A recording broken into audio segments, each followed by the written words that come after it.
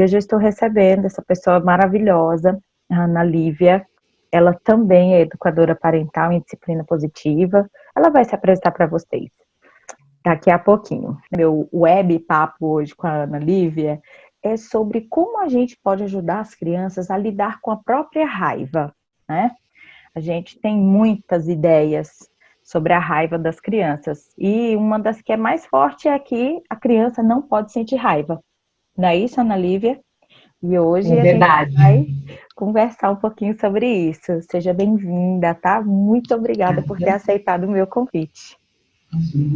Eu que agradeço, Nayara, pelo convite, pela confiança. Para mim é um prazer falar, né, sobre educação parental, sobre emoções. Então, assim, eu que agradeço, tá? Vou me apresentar rapidamente, porque eu acho que não é o foco aqui, né? Eu sou Ana Lívia Fernandes, como a Nayara disse, sou educadora parental, sou graduanda em pedagogia do 3º ano, dei um 360 graus na minha carreira, porque eu atuei por quase 10 anos numa mesma empresa dentro da área de recursos humanos. Eu falo que eu deixei de lidar com os adultos para poder focar nas crianças, né? Só que hoje eu estou em contato com os pais também. Sou criadora do Casular, que é o Instagram, meu Instagram, que é onde eu compartilho um pouquinho ali, né, de educação parental e da minha própria visão em relação à educação como um todo, porque eu acredito que escola, família e sociedade têm que caminhar juntas. Enquanto a gente não conseguir fazer isso, vai estar, as crianças, principalmente, vão estar sempre perdendo. Né? Então, eu quem agradeço. Isso mesmo. Podemos começar? Podemos, sim. Tá. Então, você quer compartilhar a tela, por favor, Nayara? Eu vou compartilhar aqui. A Ana Lívia mandou um material super lindo pra gente. Então, a gente vai falar, né, que a preocupação, acho que de todo pai, de toda mãe, especialmente nesse período que a gente está vivendo, né, que é desafiador para todos nós, tá? Para mim não é diferente.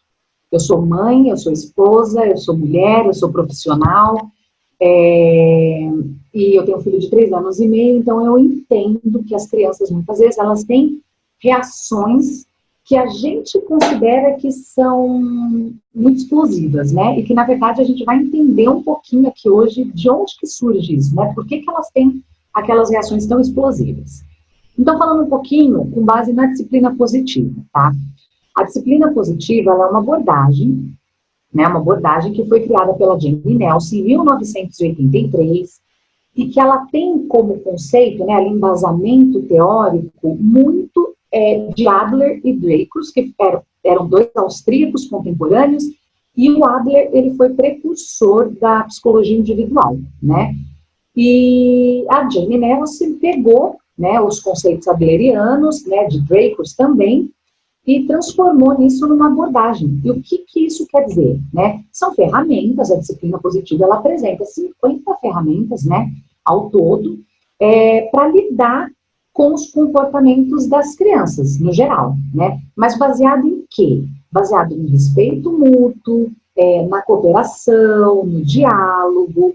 E aí, só para contextualizar um pouquinho, Nayara, eu acho que é importante falar que, historicamente, a criança, ela não era entendida como um sujeito de direito, né? A criança, ela não tinha vontade, né? Ela não tinha desejo, ela não tinha querer.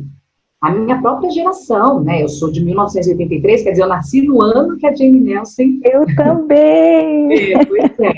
Então, assim, a criança, ela não era validada, né? Ela não era respeitada. Se a gente pensar em termos de Brasil, o Estatuto da Criança e Adolescente foi aprovado em 1990, né? Então, o direito à dignidade da criança é muito recente, tá?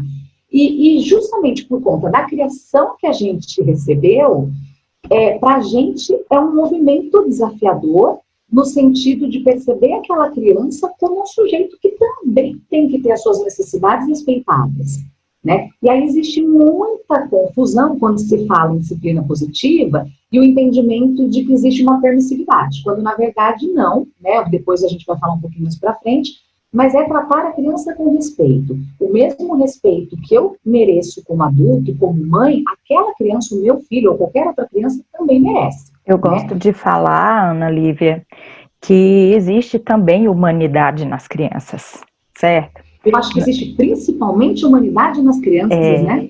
Isso mesmo. Principalmente, porque a criança, ela não é um livro em branco, como se acreditava também, né? Não, ela tem ali um potencial, ela tem uma inteligência, só que ela precisa de bons exemplos. E quem oferece isso? Né? Quem faz essa mediação? Né? Ela começa em casa e continua em sociedade, seja na escola, né, com os amigos e assim por diante, mas ela começa em casa.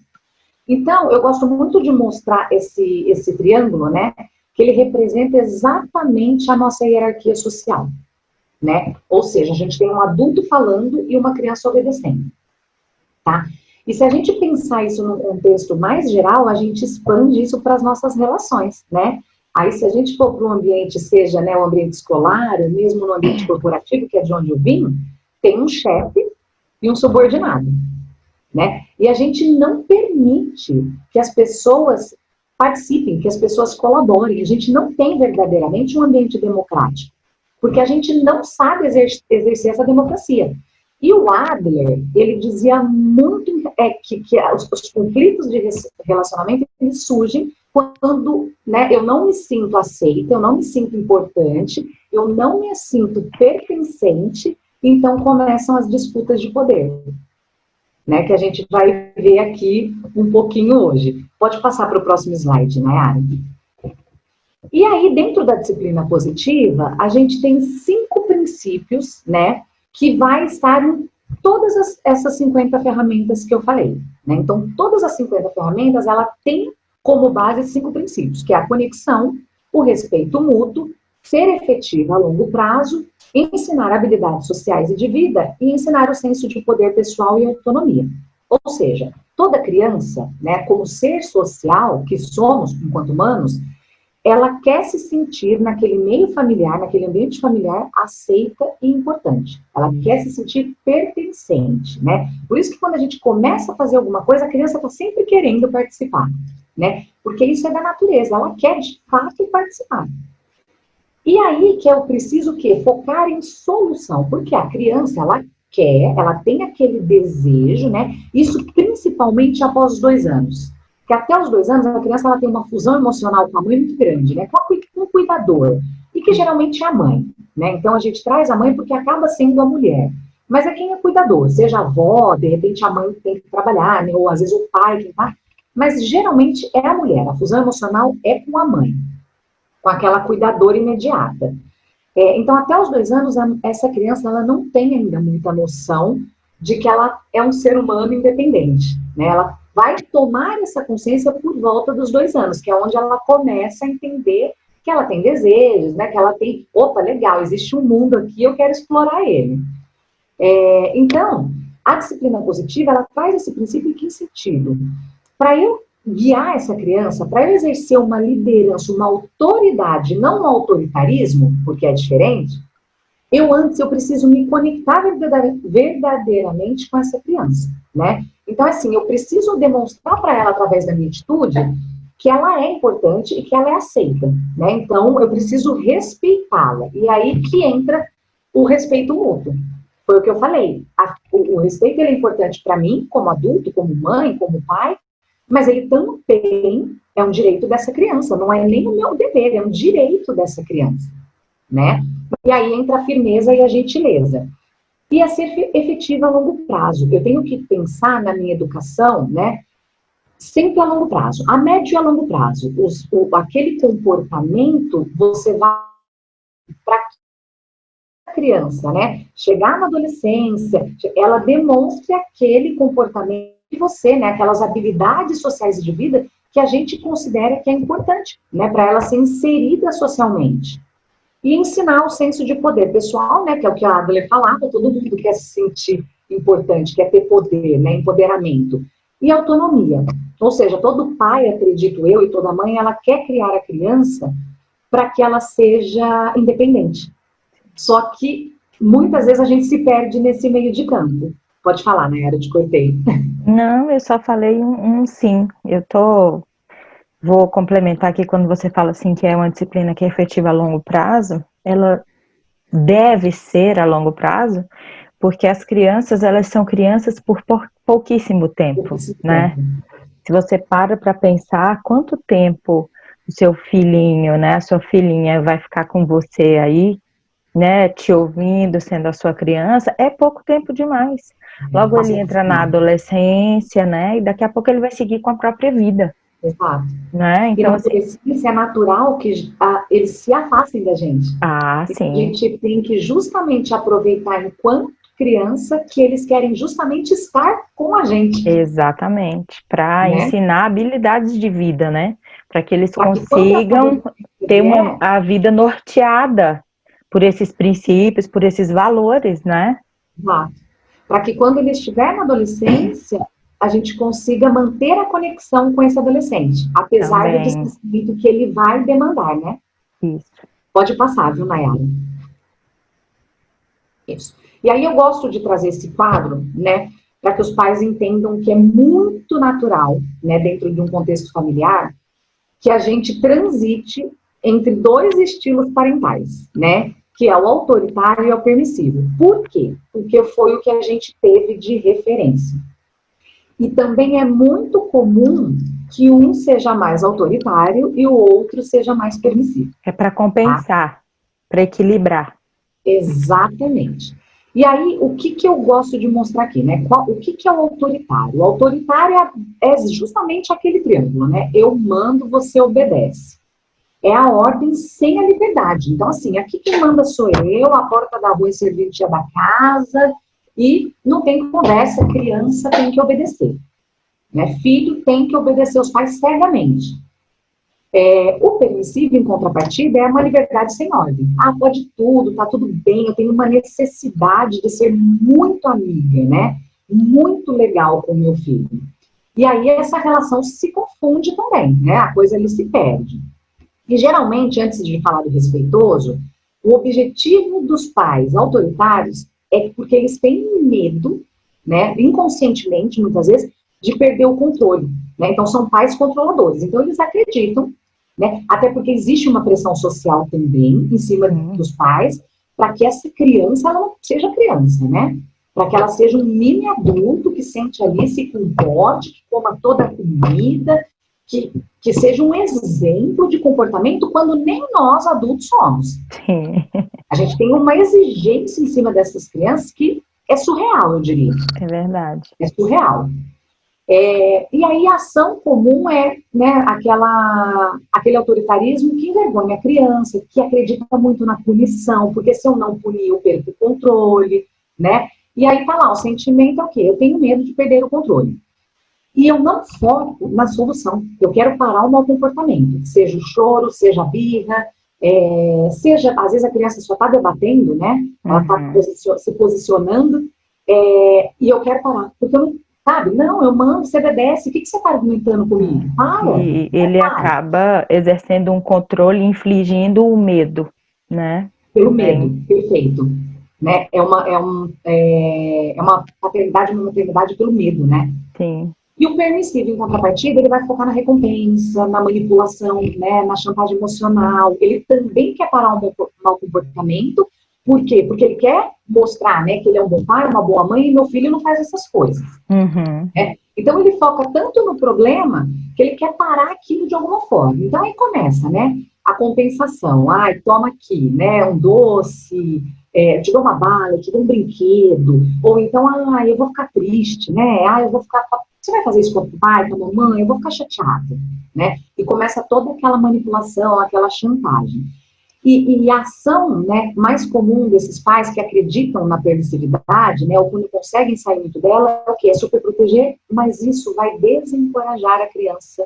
Porque das duas maneiras, sendo autoritário ou permissivo, eu estou minando a autoestima do meu filho, né? Seja porque eu estou minando a capacidade dele em resolver o próprio problema, né, nas duas situações, ou super protegendo, né, porque eu acredito que ele não é capaz. Fazendo coisas por ele, né? Eu estou comunicando isso, né, porque eu estou fazendo sempre por ele, ou eu estou na chantagem, eu estou...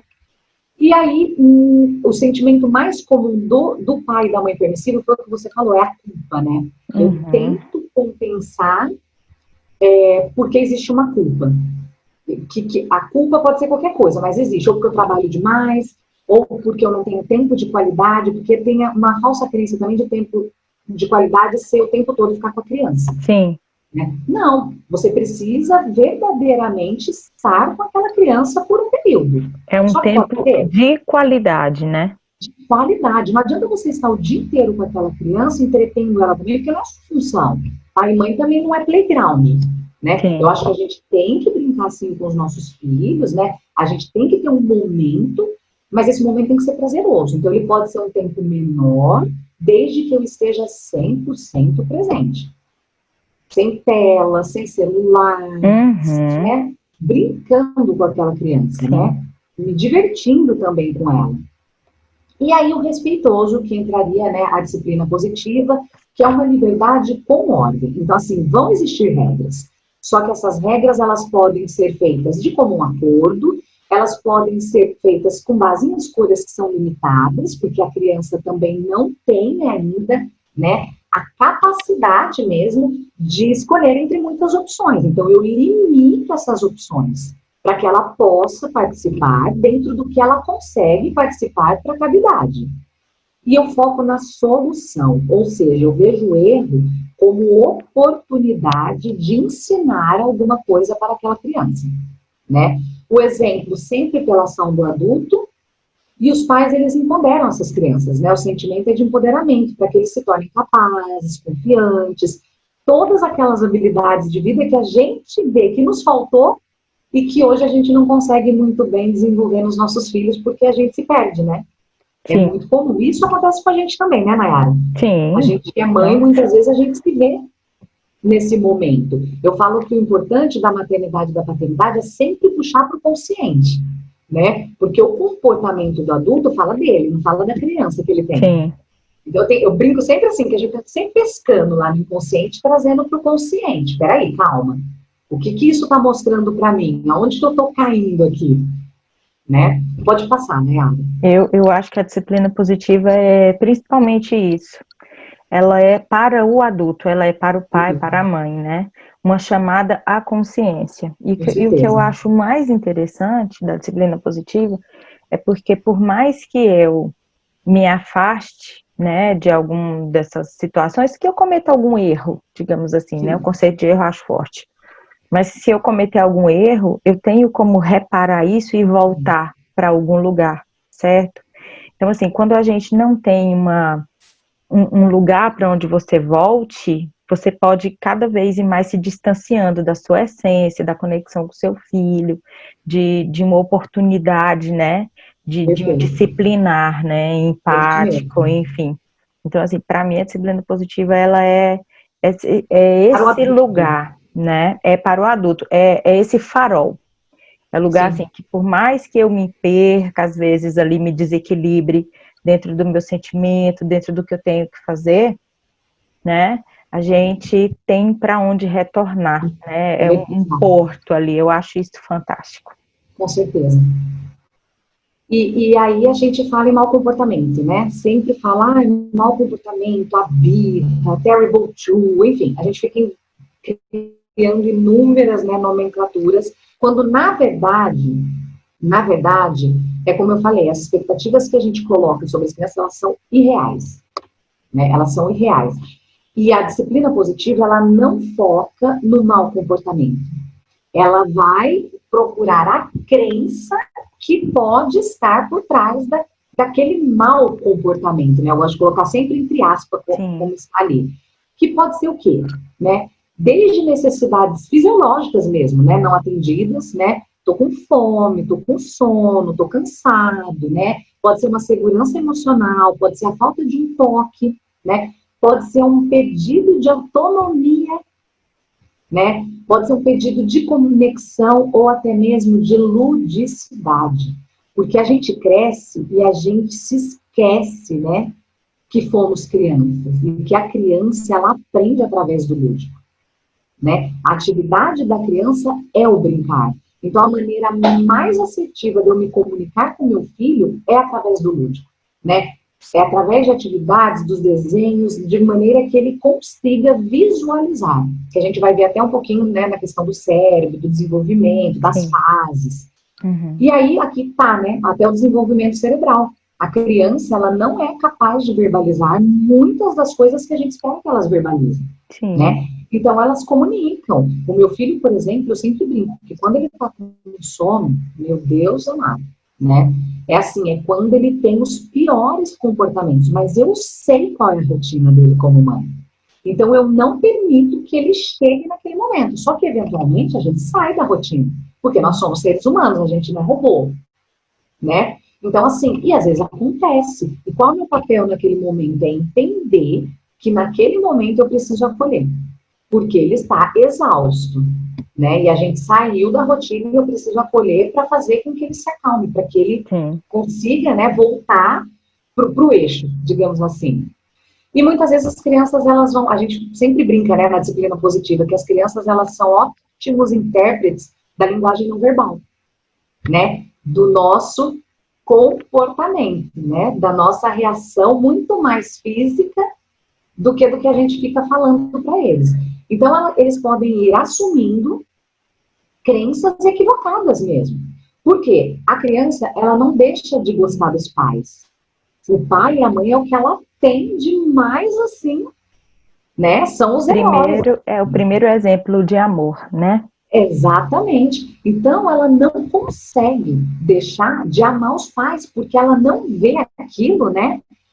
Da maneira que a gente acredita. Então, ela começa a formar crenças ali que vão ficando, né? Eu não sou visto, então eu não sou entendido, eu não sou ouvido. A criança que grita muito, geralmente ela quer se sentir escutada. Sim. Ela não se sente escutada, então ela grita. Né? Eu vou vencer aqui no grito. Grita. Não sou acento, não sou chora, capaz. Né? Chora Exatamente. muito, né? Um jeito de chamar a atenção. Exatamente. Ela precisa... Ainda que seja uma atenção equivocada, né? Que é o que acontece, né? Que quando... É uma forma de comunicação, concorda? Sim. Quando ela Porque ela não tem maturidade cerebral para chegar ainda e falar, mamãe, papai, vem aqui, eu preciso conversar com vocês. Nós adultos não temos, não é? Sim. Muitas vezes a gente não fica de cara feia pro marido. Sim. Para ele perceber. No trabalho, né? Com algum colega, sim. Ai, meu chefe me tratou mal, então eu vou pirraçar aqui. Né? A gente faz birra também. Demais! Nossa! Só que a gente não aceita que as crianças façam isso, né? Isso. E falta a comunicação assertiva, né? Que foi o que eu falei. Às vezes eles não entendem como fazer. Por quê? O pensamento da criança, ele é muito concreto, né? Ela ainda não tem a capacidade de abstração. Então, ela está muito mais focada, muitas vezes, no processo do que no conteúdo das coisas. E, geralmente, a gente está dando direcionamento, porque a gente já tem esse desenvolvimento cerebral, né? Essa capacidade da abstração, do conceito, que é tudo do lado racional do cérebro, né? E aí a gente está focando o quê? No conteúdo, né? Então, calçar o sapato, calçar o sapato, calçar o sapato. Só que para a criança existe todo um processo até este calçar o sapato. Né? Então, pode passar, Nayara, se quiser. E aí a gente fala do cérebro da criança, né? Para mim foi uma descoberta, né, quando eu me tornei mãe, que o cérebro, ele só estará completamente amadurecido após os 25 anos de idade, né? Então, assim, a gente tem o cérebro ali, né, que é o cérebro, a gente fala sempre o cérebro da palma da mão, né, para os pais visualizarem. Sim. A gente tem o cérebro, aqui é um tronco encefálico, que é onde está o nosso cérebro mais primitivo, né? Que é o responsável, o quê? Para as reações mais impulsivas, instintivas. A gente tem o nosso córtex, que seria nessa parte aqui dos nossos dedos, e o córtex pré-frontal, que seria aqui essa parte da unha. O córtex pré-frontal, que é essa região 3 aqui, né, do cérebro, é o nosso cérebro racional. É o cérebro que só vai estar completamente amadurecido, digamos assim, formado após os 20, 25 anos de idade, né? Então, ele começa o seu desenvolvimento a partir dos 12 meses, mas ele só vai terminar entre 25 e 30 anos de idade. Então, assim, para a criança, é impossível ela se autorregular, né, emocionalmente. Então, quando a criança está sob forte estresse, e esse estresse pode ser uma frustração, né, por não conseguir encaixar um brinquedo, pode ser uma frustração numa disputa de brinquedo com uma outra criança, pode ser uma frustração pelo não que o pai e a mãe falou, né? Ela automaticamente entra no cérebro reptiliano, que a gente chama, né? Sim. É a mesma situação quando eu estou no trânsito e alguém corta a minha frente, né? Eu saio daqui para cá. Eu não viro para aquela pessoa que cortou e quase bateu no meu carro e falo, ai, namastê, né? Tenha um bom dia. Olha, ser de luz, vai. Não, eu automaticamente solto um palavrão. Por quê? Porque eu ativo o meu cérebro primitivo, né? Que é o cérebro responsável pelo quê? Pela luta, né? Pela fuga. É o cérebro realmente para nossa sobrevivência. Por isso que ele é o mais primitivo. E que foi muito importante para a nossa sobrevivência na Muito época, né? Que das cavernas e tal. Ele era indispensável naquele momento. Porque eu vi uma cobra, eu via sei lá, um leão, eu não ficava ali. Ou eu matava ou eu corria. Né? É exatamente esse cérebro primitivo. Né? Só que a questão é, e aí entra aqui, né? O cérebro 2, né? Essa parte aqui do córtex, é o emocional, né? É o nosso vínculo afetivo, é o nosso...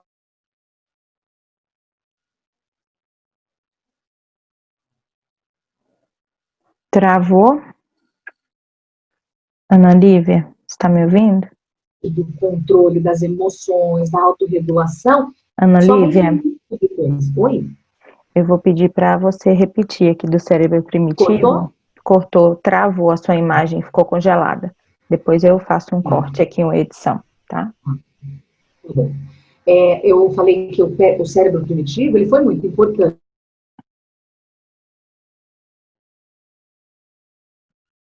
Ou eu mato, ou eu corro, né? E ele ainda é importante, né? Quando a gente se vê num perigo, ele ainda tem a sua importância. A questão é que para as crianças é muito fácil para elas entrarem nesse cérebro primitivo e elas ainda não conseguem se autorregular, ou seja, elas não são capazes ainda de voltar, porque essa parte do racional não está lá, não, está no cérebro, só que não está completamente desenvolvido, né? O seu desenvolvimento vai acontecendo dos 12 meses até os 30 anos de idade. Então, com quem a criança aprende sobre a autorregulação? Com o adulto, né? E aí eu mostrei aqui que a área 2, que é responsável pelo emocional, né, que é o cérebro emocional, que é o amor materno, o vínculo social, as emoções, está muito próximo, tanto do 1, ele fica no meio, né? Entre o 1 e o 3. Né? Então, assim, por isso que as reações acabam sendo tão... que a gente acredita que seja exagerada, mas na verdade é de defesa mesmo. A criança é um mecanismo de defesa, para que ela comunique algum desconforto. E a gente aprende o quê? A gente aprende com, ou deveria, né? Vamos colocar assim, aprender com o adulto, né? Sobre essa autorregulação. O que acontece é que a gente tem também o neurônio espelho. O que é o neurônio espelho? Né? O neurônio espelho ele foi descoberto na Itália, né, na Universidade de Parma, que ficou o quê? A gente começou a entender ali que a gente espelhava um movimento de que a gente via na outra pessoa. Ah, como assim? Quando a gente abre a boca e a outra pessoa abre a boca, né? Quando a gente vê alguém sorrindo, geralmente a gente sorri também, né? Até vendo filme, muitas vezes a gente, né, tava rindo. É porque eu consigo espelhar no meu cérebro aquele comportamento, tá? Só que aí a universidade, isso até então ficou o quê? Foi descoberto, mas eles acreditavam que era uma reação só física, né? Uma resposta física do cérebro, na verdade, né? Um estímulo físico. E aí, cientistas da Universidade da Califórnia descobriram não, que o mesmo se aplica para a nossa capacidade de também sentir, digamos assim, o sentimento da outra pessoa, né? E aí, só que o que acontece é que, geralmente, quando o nosso filho grita, quando o nosso filho bate, a gente também entra naquele modo primitivo, né? A gente tem aquela reação, porque a gente se... e a gente revida, né? A gente entra nesse cérebro, né, primitivo e a gente revida. Então, a gente pega, bate de volta na criança.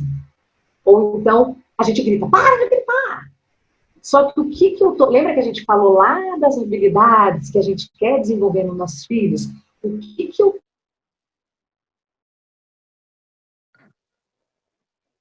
grito com ele de volta. Né? Eu estou ensinando justamente aquilo que eu quero parar do comportamento. E para mim não faz o menor sentido. É isso mesmo. É sempre, como adulto, a gente precisa entender que a gente é responsável pelos nossos filhos. Ponto. Né? O adulto é o responsável por aquela criança. Né? A criança é um ser incapaz. Então, assim, eu tenho que ser o exemplo. Ah, mas eu escuto muito, né? É difícil. Não, ninguém está dizendo que é fácil. Né? Nunca vai ser. Mas criar um ser humano é um desafio diário, ainda mais na nossa sociedade. Sim. Então, assim, é um compromisso que ou eu assumo com meu filho, né? Ou a gente vai se perdendo no meio do caminho, né? Porque é o que você falou. Então, é muito comum os pais, mas eu bato de volta para ele ver que não pode fazer. Poxa, mas peraí, se coloca na perspectiva da criança, né?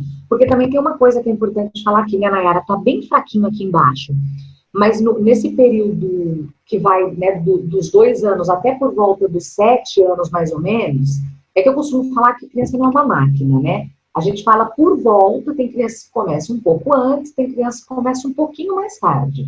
A criança, ela tem o quê? Ela tem um pensamento operatório, pré-operatório, né? O que isso quer dizer? É que ela atua com base no que é concreto, né? No que é real. Então, por exemplo, eu fico pensando na perspectiva da criança. E detalhe, ela é extremamente egocêntrica nessa fase, né? E isso não é ruim.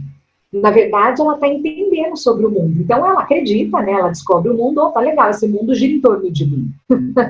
Né? Até porque em casa costuma ser assim, né?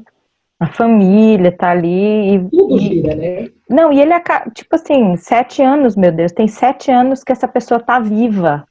Né? Os pais giram mesmo ali para organizar a vida dessa pessoinha, né? Entender, né, as demandas dessa criança. Sim, sim. Então, assim, ela é egocêntrica, isso é fase de desenvolvimento, não há nada de ruim. Às vezes eu vejo pais falando, meu filho é egoísta. Sim, essa fase é marcada por um egoísmo, né? E isso não é ruim. Aí a gente fala isso, mas então você está querendo dizer que eu não tenho que ensinar? A criança vai aprender com o seu exemplo, né? Verdade. Você pode encorajar, você pode estimular através, né, de um direcionamento respeitoso. Agora, quando a criança está ali na disputa com o brinquedo, né, o brinquedo é dela, ela não quer emprestar, e você vai tomar da mão dela, não é respeitoso, né? Então, sempre pensando do lado do respeito. Mas então como é que eu encorajo isso? Eu adoro dar o exemplo do meu filho, né? Agora a gente não tem descido por conta do isolamento. Mas, por exemplo, quando a gente ia para o parquinho do prédio, ele queria levar um brinquedo. E aí, dar autonomia para a criança, oferecer, ele tem 3 anos e meio hoje, né? Mas a gente começou, quando ele saiu da escola, porque ele frequentou o berçário, depois eu tirei ele e fiquei com ele o tempo todo. Então, por volta de 2 anos e meio, mais ou menos. Então, assim, ele já falava muito bem. Então, eu conseguia ter uma comunicação, mas entendendo que ele ainda assim era uma criança. Sim. Então, eu dava autonomia para ele em que sentido? Filho, o que vai ter no parquinho? Aí ele respondia, outra criança, por exemplo, né? Outras crianças. Tá. E chegando lá com esse brinquedo, o que você acha que vai acontecer? Eu não respondo para ele, né? Eu pergunto. E aí ele mesmo trazia, vão querer meu brinquedo, né? Você vai querer compartilhar o seu brinquedo? Não. Ele falava imediatamente, não. Eu falo, então se a gente vai no parquinho, o que é mais legal? Eu brincar com eles, ele falava. Ele falava, lógico, dentro da falinha dele, né? Sim, sim. Mas assim, eu fazia com que ele mesmo, né? Porque a disciplina positiva, ela também traz esse conceito, né? É desenvolver a autorresponsabilidade, é desenvolver um juízo de valor que é interno. Porque senão a criança também, em contrapartida, vai estar sempre precisando da orientação, da aprovação daquele adulto. Então, às vezes ele mesmo já falava, mamãe, vamos pro parquinho? Aí ele pegava os carrinhos, aí ele, mamãe, é melhor deixar o carrinho, né? Porque senão as crianças vão querer. Só que daí, ao mesmo tempo, eu colocava para ele, mas é um problema se a criança querer? Aí, às vezes, ele falava, não, eu posso testar. Então, quer dizer, ele mesmo, porque eles estão nessa fase de também formular hipóteses, né? Que começa por volta dos 3 anos, 4, e assim vai. Ele começa ele mesmo a formular hipóteses. Então é maravilhoso, porque muitas vezes você vai vendo que você não precisa também dar todas as respostas para o seu filho. Né? Ele só precisa o quê? De um direcionamento. e fazer com que ele pense, fazer perguntas curiosas, que a gente chama, né, na disciplina positiva, para que ele comece a refletir. A questão é que, geralmente, a gente fala o que a gente mais fala para a criança nessa fase. Não. O não, que eu coloquei até aqui. Não pode, não faz, não bate, não morde, não, né? E o não, ele é um conceito que é aprendido socialmente. Aí os pais falam assim, poxa, Ana Lívia, mas ele olha para mim, né? Ele tem uma reação, mas o ímpeto de se desenvolver para ele é muito mais importante do que seguir uma regra pré-estabelecida. E é natural, né? É natural, não é uma coisa que ele consiga controlar, não é? E o não para a criança é tão abstrato que é provável que quando você fala não abre, não sobe, não bate, ele entenda abre, sobe, bate, né? Vai fazer. É como eu falo a você, não pense numa girafa. No que você pensar? Na girafa. Sempre supervisionar, redirecionar. Né? Supervisão, redirecionamento e distração. Quando é muito pequeno, distração funciona também. Por volta dos 2, 3 anos, aí o que pode fazer? Não pode pular no sofá? Pode pular no chão? Não pode bater no papai, na mamãe? O que pode fazer? Pode fazer carinho? Para o meu filho, sabe o que funcionou? Por volta dos 2 anos e meio também, ele teve uma fase de querer bater muito. E a gente mora em apartamento, né? Então, eu percebia que o dia que estava chovendo, né, ou a semana em São Paulo é muito, né, frio, muitas vezes, às vezes chove. Então, quando ele não podia extravasar, né, imagina uma criança dentro de um apartamento, ele ficava mais, digamos assim, entre aspas, agressivo, né, porque era muita energia acumulada. Então, é quando ele mais batia, é quando ele tinha mais a reação de bater. Eu comprei um João Bobo, a gente chama aqui, sabe o que é? Sim. Aquele boneco, né? Porque às vezes muda, né? O nome. Bate e ele vai pra lá e pra cá. Isso, eu comprei um, levei ele até para escolher, porque daí ele escolheu, isso é autonomia também, né? Ele escolheu, tinha 2 opções lá. E aí eu falava toda vez, filho, eu entendo que você tá com muita energia, que tal se a gente for bater lá no... E aí ele batia, eu punha uma música para ele, e aí ele batia, sabe? Porque era uma forma dele colocar aquela energia em alguma coisa. Mas pode ser um travesseiro, pode ser uma almofada, pode bater em coisa de madeira, né? Então, assim, oferecer recursos para essa criança, ao invés de ficar ali, mas eu estou falando 1000 vezes para ele que não é para bater em mim. Legal, você tentou oferecer algum recurso? Aonde que ele pode bater? A outra opção, né?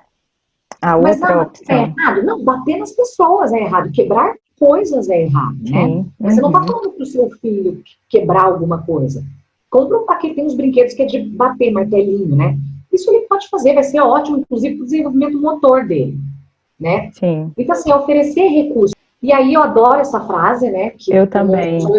Dois lados da firmeza e da gentileza, que é da Jane, que é de onde tiramos a absurda ideia, né, de que para levar uma criança a agir melhor, precisamos antes fazê-la se sentir pior.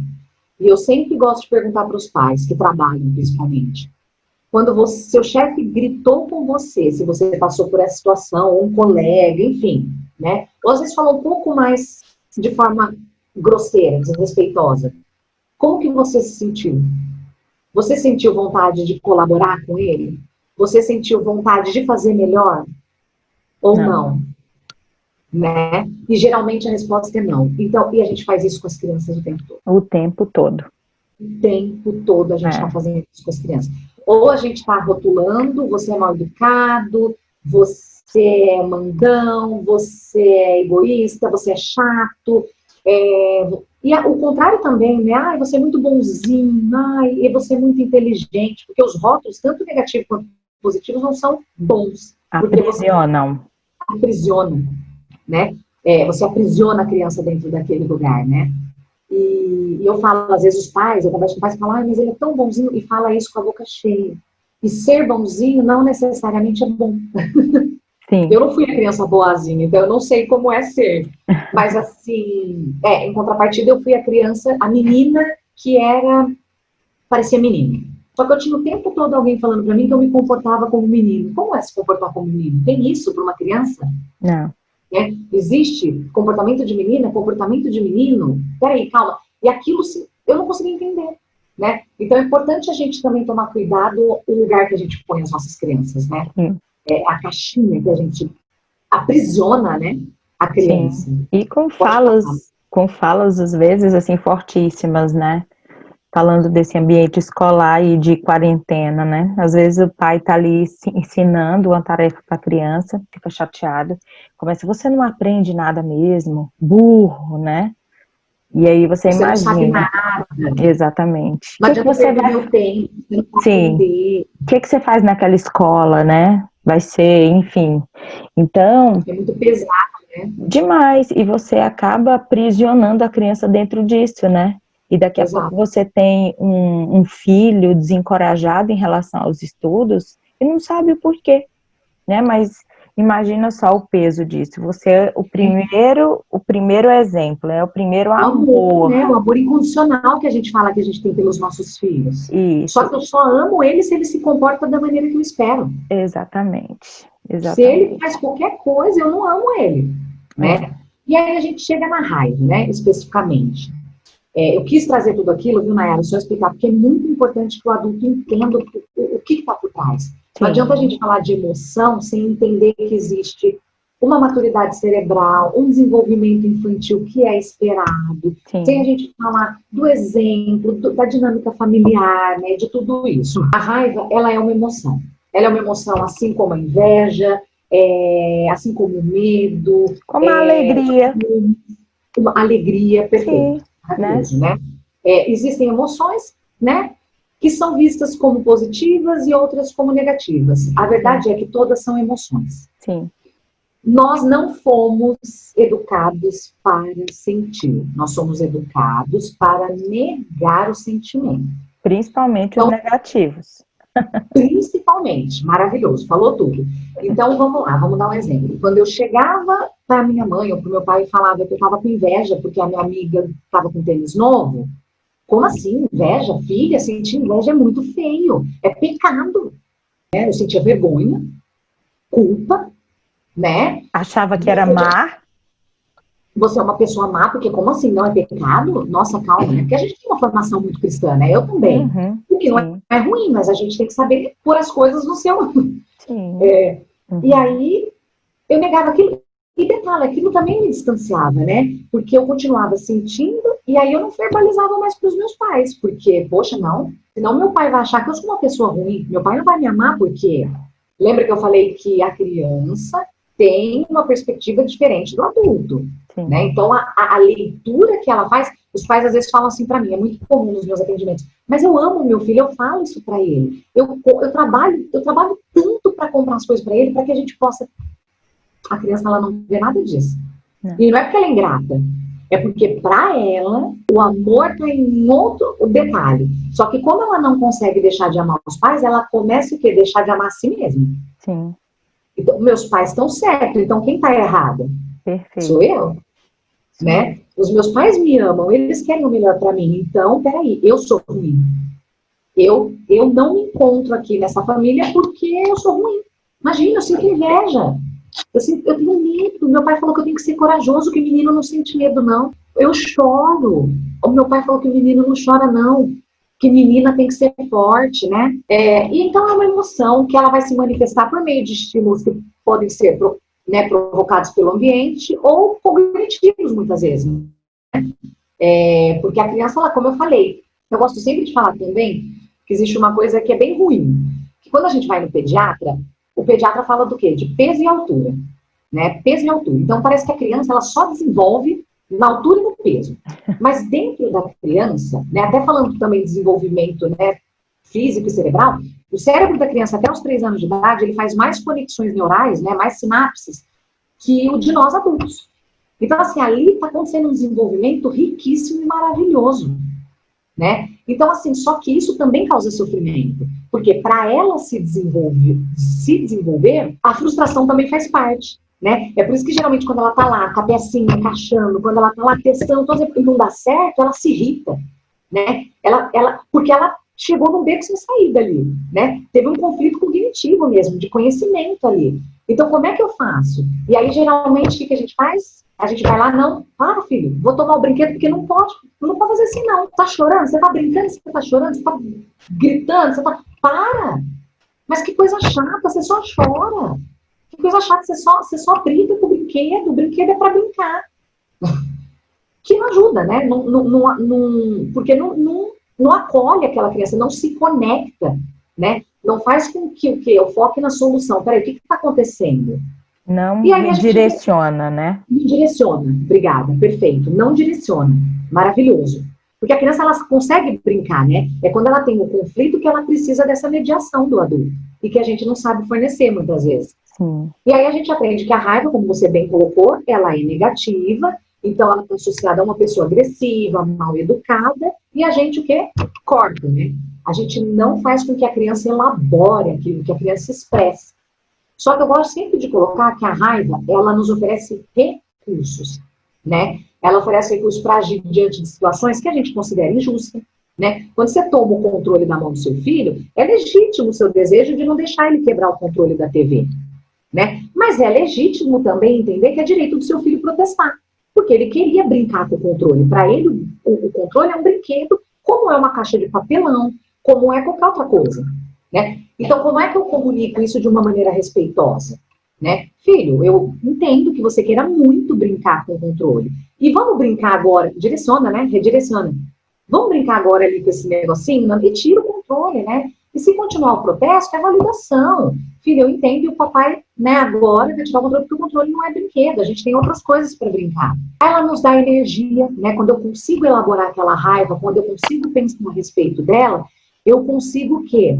Me acalmar, passar daquela onda, porque a raiva, ela é uma onda, né? Ela vem, né? Tanto que quando a gente age com raiva, aí a gente faz meleca mesmo, né? A gente precisa se acalmar, a gente precisa lembrar, a gente está aqui. A gente precisa, para pensar o quê? Elaborar aquilo e entender se eu fui vítima de uma situação abusiva, né? De uma situação que também afeta o meu limite. Porque tem isso, todos nós temos os nossos limites. E eu consigo elaborar aquilo para focar a energia no que me interessa. Às vezes eu preciso pôr limites. Poxa, a Nayara me desrespeitou. Então eu tenho que comunicar para ela que o meu limite é aqui, ó. Se ela cruza esse limite, ela me desrespeita.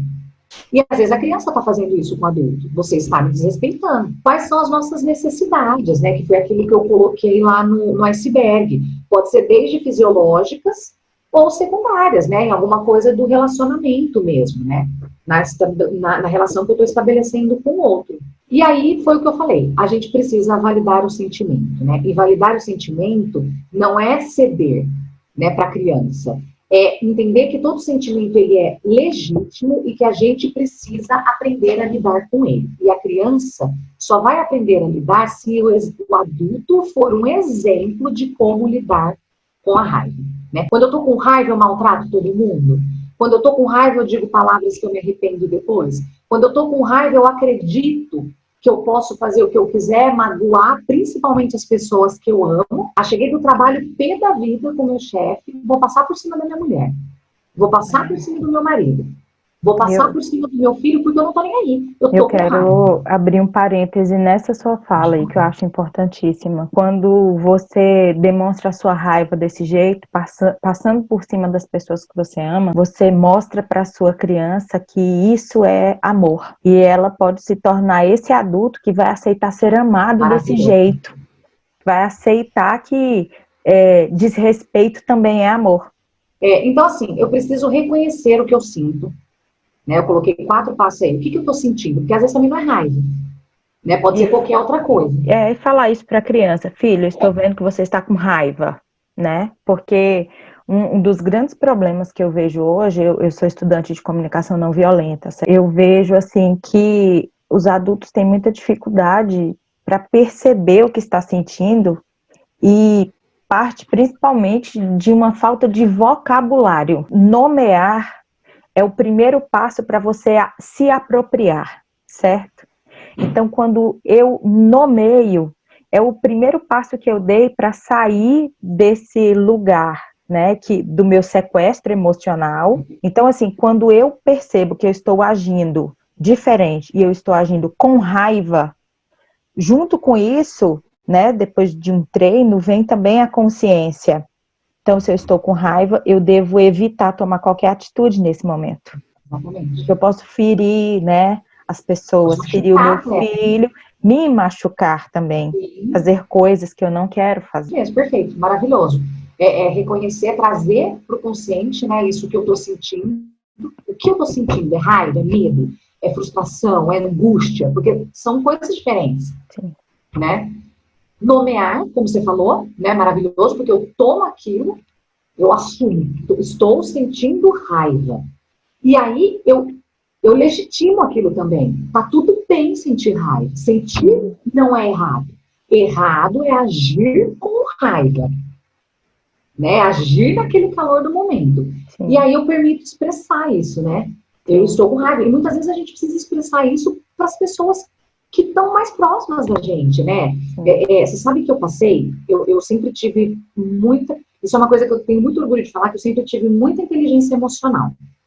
Mas eu tive um episódio no trabalho em que a gente estava no meio de uma reunião e eu fiquei muito nervosa, né? Eu fiquei muito nervosa. E eu precisei sair da reunião. E às vezes a gente se põe também uma carga de que eu tenho que, mas o meu limite cruzou o meu limite. E eu não estava bem. Eu comuniquei para minha chefe: se você me permitir, eu preciso deixar a reunião nesse momento. E ela perguntou por quê. Eu falei: eu estou com raiva, não estou em condições de continuar. E se você permitir, eu gostaria de continuar num outro momento. Aí ela continuou a argumentar, né? Porque às vezes a gente também quer resolver ali, na hora, né? Porque a gente não foi ensinado de que às vezes a gente precisa de uma pausa positiva. Eu falei: eu preciso de um tempo. E depois a gente vai continuar essa conversa. Se para você tudo bem, porque você é minha chefe, mas eu preciso sair da sala. E aí ela me permitiu e eu saí, né? E eu comuniquei isso, sabe? De uma maneira madura, respeitosa, colocando que ela era minha chefe, se ela fosse me obrigar, eu ia ter que continuar. Infelizmente, foi uma responsabilidade compartilhada ali naquele momento, porque eu sabia os meus limites também profissionais, né? Mas ela permitiu, eu saí, depois, a hora que eu me acalmei, eu voltei para a sala dela, não me recordo se foi no mesmo dia ou se foi no dia anterior, seguinte, acho que foi no dia seguinte, e às vezes a gente quer resolver no calor do momento. Gente, ninguém resolve nada no olho do furacão, né? Isso vale para a gente como adulto e para a gente com as crianças também. E aí, buscar maneiras respeitosas conosco e com o outro para lidar com o que sentimos. E aí eu coloquei aqui alguns exemplos, né, que eu depois vai ficar disponível, acredito que você vai disponibilizar isso. Sim. Mas assim, é reconhecer, né? Como que eu reconheço? Eu percebi, eu notei, parece que você está realmente com raiva, né? Oferecendo o que você falou, repertório para a criança, tá? Permitir que ela expresse, né? Então, mostrar que a gente também é de carne e osso. Todos nós temos o direito de sentir, né? Eu não culpo por se sentir assim, eu também sinto raiva muitas vezes, eu compreendo que seja difícil, porque a gente é feito de carne e osso, né? Todo mundo passa por isso. E aí, oferecer soluções. Você gostaria de bater em almofadas, travesseiros? Você gostaria de desenhar o tamanho da sua raiva? Eu adoro essa, eu faço com meu filho. Você gostaria de desenhar o tamanho da sua raiva? E geralmente funciona. Outro dia, eu falei para ele, e sabe o que é legal? Meu filho tem 3 anos e meio. Eu falo que ele eu adoro, porque ele é o meu caso, né?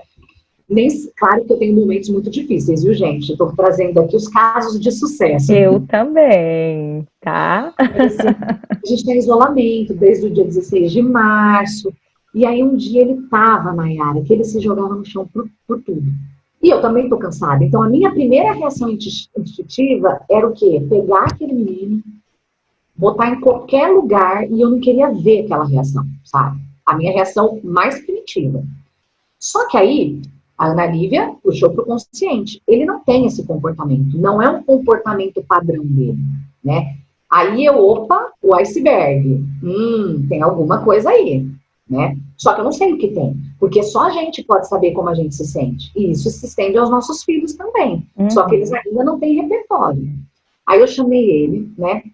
Peguei ele não queria abraço. Filho, você te ajudaria um abraço? Não, não quer. E continuou, chorando, se jogando. Aí eu falei: filho, e se a gente for na sacada? Falei pra ele. Aqui eu tenho uma sacada, né, que é apartamento. Te ajudaria, de repente, gritar lá bem alto?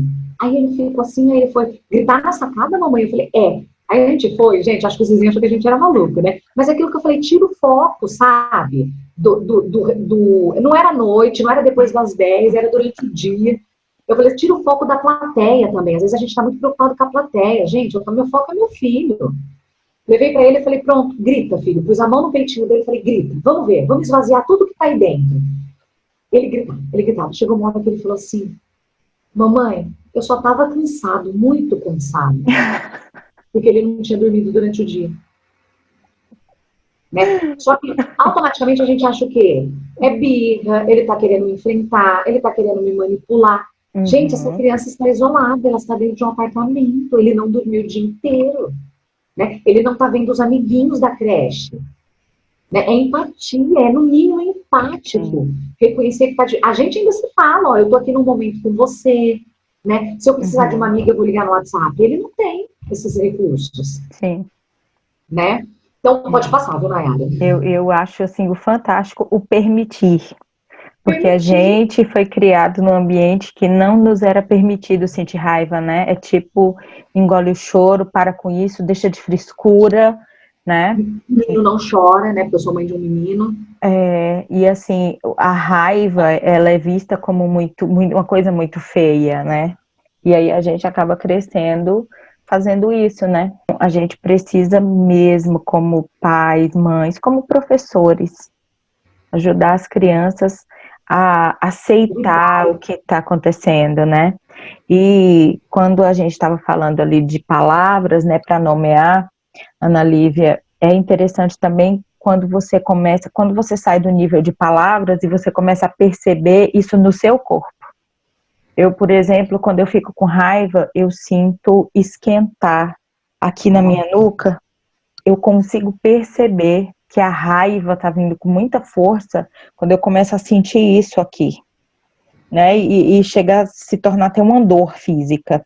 Sim. Então, quando isso aqui começa a esquentar, eu já saio disso. Para o adulto, quando a gente sente raiva, assim, para você voltar para o seu consciente, racional, ajuda respirar, né, que a gente pode ensinar isso para as crianças, contar de trás para frente, sabe?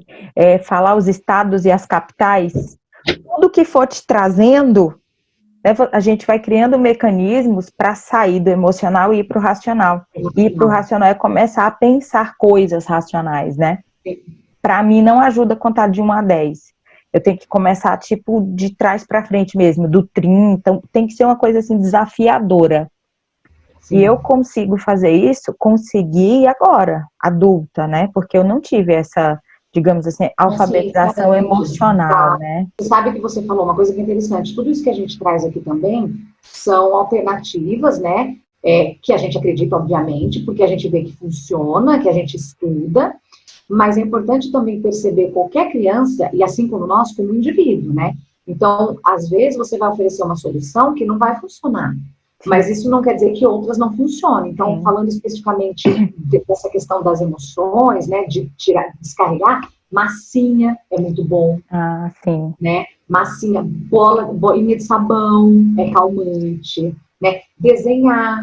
Né? Então, quando falar, desenha o tamanho da sua raiva, desenha o que você está sentindo, né? Só que isso vai depender o quê? Da idade da criança, né? Uma criança pequena não vai conseguir segurar um lápis, né? Então, o que você oferece? Uma massinha caseira também, para ela não levar na boca. Mas, assim, são recursos que você vai testando. Olha o meu pequeno aqui. Oi, qual o nome dele, Ana? Benjamin. Oi, Benjamin, tudo bem? Que cabelo mais lindo esse seu! E aí a gente tem uma coisa dentro da disciplina positiva, né, que é uma ferramenta, que é a pausa positiva, só que muitos pais interpretam como só sendo um canto, um espaço, né, em que você cria e que a mágica acontece. Na verdade, nenhuma ferramenta é mágica, nenhuma ferramenta é um adestramento, né? Tudo é o que você falou, tem que partir do adulto. Se o adulto não consegue elaborar aquilo, ele não vai conseguir estender isso ao filho dele, né, a criança. Então, assim, a pausa positiva é exatamente o que você acabou de falar. Eu sei qual é o meu limite, eu preciso me perceber. Porque se eu não me perceber, o copo vai encher e vai derramar, né? Então, assim, às vezes fala, o que a gente precisa entender é que nenhuma criança faz o que faz para desafiar. Né? Ela faz o que faz porque são atitudes que são esperadas para a criança. Então, assim, minha responsabilidade enquanto adulto é direcionar aquilo. Então, quando eu perceber que o meu copo está enchendo, eu preciso que eu tenha responsabilidade de me acalmar. A responsabilidade pelo meu comportamento é só minha. Porque como é que eu quero ensinar o meu filho a ser responsável pelo comportamento dele, de que bater é errado, de que se eu vou sempre argumentar que eu estou batendo nele porque ele faz as coisas, como é que eu vou ensinar sobre autorresponsabilidade se a responsabilidade nunca é minha? Né? Então, assim, a gente sabe o nosso copo, se ele está enchendo ou não. Então, a pior coisa é tentar resolver no olho do furacão. Eu sempre gosto de trazer que se a criança não estiver se machucando, né? Se machucando, machucando o outro, ou quebrando qualquer coisa no ambiente, eu posso permitir que ela extravase, oferecendo o apoio de estar presente, né? Então, comunicando, filho, eu percebo que você está com muita raiva, né? Que você está muito irritado, que você precisa de um abraço? Ele vai dizer, não, meu filho quase nunca aceitou abraço. Foram raras as vezes que ele aceitou, né? Mas eu sempre, tudo bem, eu estou aqui por você. E aí, quando ele se acalmava, né, aí a gente retomava a conversa, né? A gente acredita que se não for coibido ali naquele momento, tá tudo perdido. E na verdade não, às vezes a gente precisa se acalmar para poder acalmar o outro, né? Então, se essa criança está em segurança, não estou falando numa situação, por exemplo, que você está num lugar público, você não vai deixar seu filho sozinho. Às vezes você precisa pegar aquela criança mesmo, que às vezes também tem essa confusão. Ah, mas se eu tiver que pegar meu filho, tá tudo bem. Você vai pegar seu filho, só que você não precisa pegar ele arrastando, humilhando, expondo. Você pode pegar de maneira firme, mas que ele sinta que você tá, sabe, vai ser gentil com ele.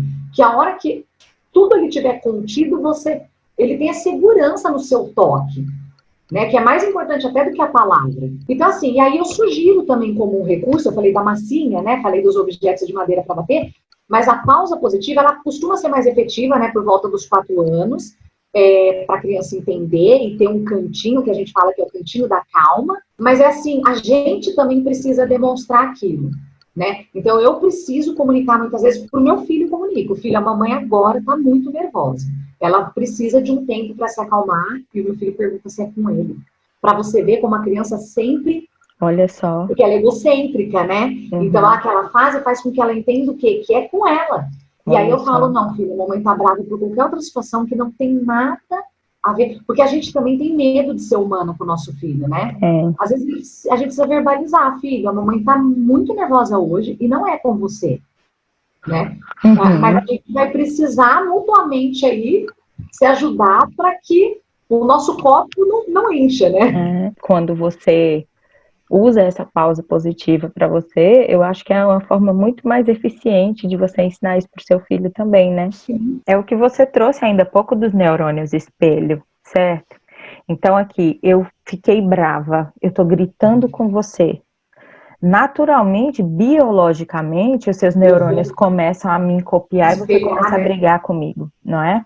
Então eu falo muito isso para os meus professores, certo? Quando eu estou fazendo alguma formação para professores, eu falo, olha só, quando você está lá na frente, na sua sala, para os seus 30 alunos, seus 40 alunos, descontrolado, você começa a ter 40 pessoas agindo do mesmo jeito com você. Né? Mas é isso, aí eu queria trazer o conceito de pausa positiva. Tem gente que fala assim, eu me acalmo quando eu leio um livro. Tudo bem, né? Não sou eu. Para a criança é sempre bom convidar ela para escolher um espacinho, né? Que ela escolha. Não precisa ser nada, né? É um espacinho muitas vezes dentro do quarto dela, com poucos recursos, porque a criança não tem muito foco, né? Então assim, o que vai ter ali? Mas que ela escolha, filho, quer um carrinho, uma massinha e um caderno para você desenhar, né? Mas sempre com poucos recursos. Para que ela, e aí você não manda, né? Porque às vezes o pai também, então aí eu mando ela para o canto. Não, você não manda. Não é respeitoso. Você convida, filho, te ajudaria se acalmar no seu espacinho? Você gostaria de dar um nome, né? Você gostaria de... Tem um livro da disciplina positiva que eu deixei como sugestão, né? Que é o espaço que acalma, né? E que fala justamente disso, né? O menino chega nervoso da escola, enfim, não vou dar spoiler, mas é maravilhoso trabalhar com crianças. E fala disso, né? De validar o que o menino estava sentindo, mas ele chega e tem comportamentos que não são aceitáveis. E ok, e como é que eu lido com isso? O ideal é que seja construído com a criança. Gente, às vezes, se você colocar uma caixa de papelão, sabe, exatamente o que você falou, e criar ali com criatividade, sabe? Internet tá aí. a criança já vai achar o máximo e quando você convidar, ela já vai naturalmente, aquilo vai permitir que ela entenda que ela é responsável pelo que ela está sentindo e por se acalmar. Eu ofereço recursos, né? E aí eu deixei aqui algumas leituras, na área, tanto para os pais quanto para os professores, que são leituras que trabalham toda essa parte emocional. Essa última, né, eu trouxe da raiva especificamente, mas ela é uma coleção que vem com um bonequinho, o Ed Nelson, esse da raiva. Então, é quando eu sinto raiva, quando eu sinto medo, quando eu me sinto feliz. É medo, raiva, feliz e tem mais um que eu não me lembro. Que legal, adorei. E tem um bonequinho, inclusive, junto. Então, assim, é super lúdico para trabalhar. O emocionário é maravilhoso, né? Porque a criança vai buscar mesmo. O que você está sentindo hoje? Aí, sei lá, raiva. Aí ele escreve o que é a raiva, né? Como que lida. E o espaço mágico, que é a calma, que foi do cantinho, né? Da calma que a gente falou. Sim. Que traz bem o objetivo desse espaço mágico de acalmar a criança. Quero te agradecer. Espero que ajude. Né, eu vou fechar aqui, só um minutinho. Tá. Quero te agradecer pela sua contribuição, assim, de coração, né? Eu que agradeço. De vir aqui para abrir isso, né, para os nossos pais, principalmente nesse momento, né, que tá todo mundo com tudo à flor da pele, né? Verdade. E aí a gente precisa, né, compartilhar bons conteúdos. E sou muito grata por você ter trago todo esse caminho. Gratidão por você que ficou aqui com a gente. E nós esperamos, né, eu vou falar pela Ana Lívia, que nós temos conseguido, né, te alcançar, te ajudar a fazer algum sentido aí para sua família.